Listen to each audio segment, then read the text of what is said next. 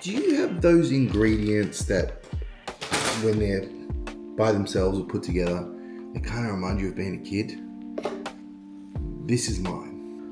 One of my favorite things to eat while I was growing up, my dad's side, who's Lebanese, and my grandma used to make me Lebanese bread with labneh and sujuk and cucumbers and olives.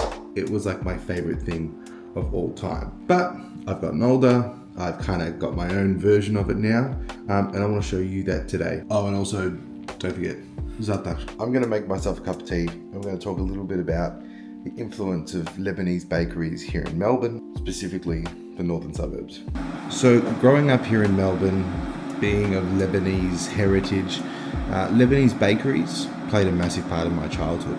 I would go every single Sunday with my grandparents to A1 Bakery in Brunswick, which has been a staple in Brunswick for a very, very long time. But there are Lebanese bakeries everywhere. They sell the meat pizzas, Labneh, they sell the za'atar pizza, they sell cheese pies. It's honestly one of the best breakfasts you can buy. Also, black tea with sugar is the only drink that you have with this meal. I'm telling you, it's the best. It's bitter and it's sweet and it's just perfect. So I'm gonna sip on this while we make my labneh and sujuk toast. Get all your ingredients. Labneh, which is like a Middle Eastern yogurt. I've just got some olives with some chilies in them. Whatever floats your boat, use that. I have some sujuk. These are already pre-sliced, but we're gonna cut them even smaller. And then I have some za'atar that I already mixed up from the other day. Next thing you're gonna want is some really good sourdough. I just get this from the bakery around the corner. It's Melbourne, there's bakeries everywhere. You should be able to find some good sourdough. We're gonna use one slice this today. And first thing I'm gonna do is I'm gonna toast this bad boy up in a pan with a bit of olive oil. I just like the way that bread crisps up in a pan. So let's go do that. First thing I'm gonna do is chuck a pan on and we're gonna go like medium to low heat. Tea break. Oh yeah. While that pan is heating up, I'm gonna cut this sujuk.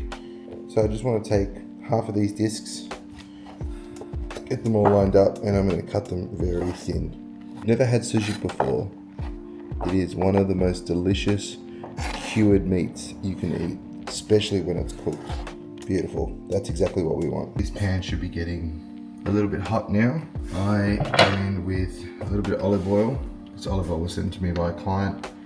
It's fucking great, so I'm gonna use that. There we go, just a touch. Our beautiful piece of sourdough, and I just kind of like to get it in there. I'll take a little bit of sea salt on top. I'm just gonna let that toast off. Now, while we toast the bread, what we're gonna do is we're going to fry off that sujuk, and we're gonna go straight into the pan. Just a little bit of olive oil, just to get things started. Let's check on this bread. Yeah, there we go. That's what we want. Let's get the heat up on the sujuk. As you can see, that the sujuk has actually got a fair bit of fat in it itself. So the olive oil is just to really get it started. But while that sujuk is frying, what you're gonna wanna do is get yourself a little plate and some paper towel, because we're gonna drain off the excess oil so they get even crispier.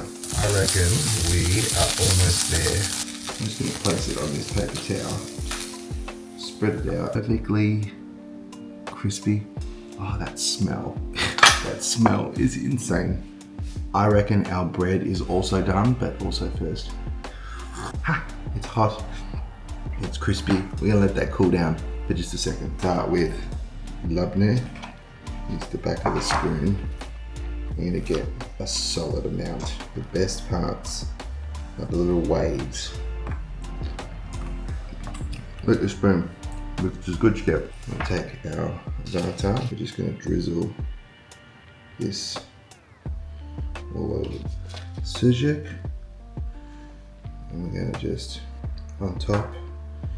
And then what I like to do is I take a few olives, cut them in half, kind of place them on top. Bit of cracked pepper. Voila, there you have your sujuk, labneh, and za'atar toast. This is gonna be sweet. Cut this guy in half. This is one of the best snacks. Oh my God. One of my favorite things about this specific snack is you can turn it into a full meal by adding an egg. And an egg with all of this is pure luxury. I'm gonna finish this off with my cup of tea because, I mean, just look at it. I think one of the reasons that cooking is important is it allows you to kind of connect with those memories that you had as a kid. Whether food wasn't or was a big part of your life, you'd be hard pressed not to find a moment in your life where a good moment or a bad moment revolves around a meal. This one for me is really special because I've eaten it my entire life. It's fatty, it's salty, it's sweet, it's a bit bitter. I'm gonna show you one more time.